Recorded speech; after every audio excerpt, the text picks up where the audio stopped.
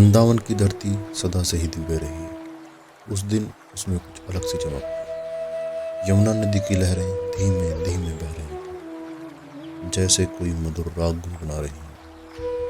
कदम्ब के वृक्षों की छाया में राधा बैठी थी। उनकी आंखें यमुना की ओर थी, और मन कहीं और कृष्ण के पास। कृष्ण जो पूरे वृंदावन के प्राण में थे, आज देर से आने वाले थे।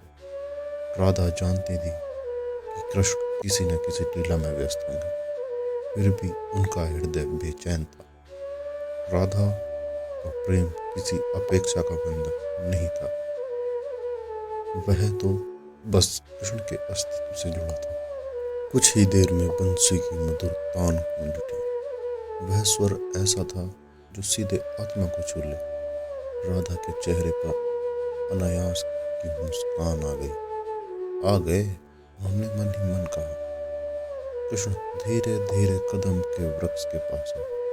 पीत वस्त्र, मोर पंख और आंखों में वही शरारती चमक। राधे, कृष्ण ने कहा, आप इतनी चुप क्यों हो? राधा ने उत्तर दिया, जब मन में बहुत कुछ हो तब शब्द कम पड़ जाते हैं। कृष्ण मुस्कुराए। वे जानते थे कि राधा के मन में क्या चल रहा है। दोनों कुछ देर मौन में बैठे रहे। वह मौन भी संवाद से भरा था। प्रेम का ऐसा रूप जहां शब्दों की आवश्यकता नहीं होती। राधा ने धीरे से पूछा, कृष्ण, क्या प्रेम हमेशा साथ रहने से ही पूरा होता है? कृष्ण ने यमुना की ओर देखते हुए कहा, नहीं राधे, प्रेम तो आत्मा का मिलन है। शरीर साथ हो या न हो, यदि मन और आत्मा जुड़े हों तो वही सच्चा प्रेम है। राधा की आंखें भर आईं। वे जानती थी कि कृष्ण का मार्ग संसार के लिए है और उनका मिलन सदा के लिए नहीं। फिर भी उन्हें कोई दुख नहीं था, क्योंकि उनका प्रेम किसी अधिकार का नहीं, समर्पण का था। कुछ समय बाद गोपियां वहां आ गईं। हंसी, गीत और नृत्य से वातावरण भर गया। कृष्ण ने बंसी उठाई और रास आरंभ हुआ।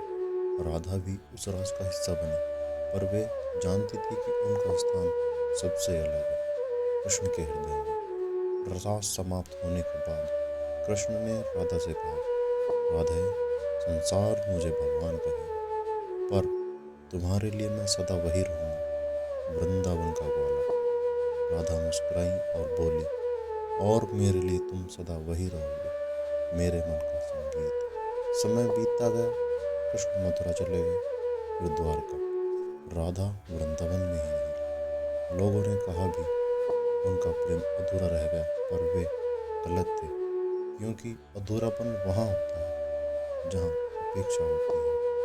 राधा कृष्ण का प्रेम अपेक्षाओं से परे था।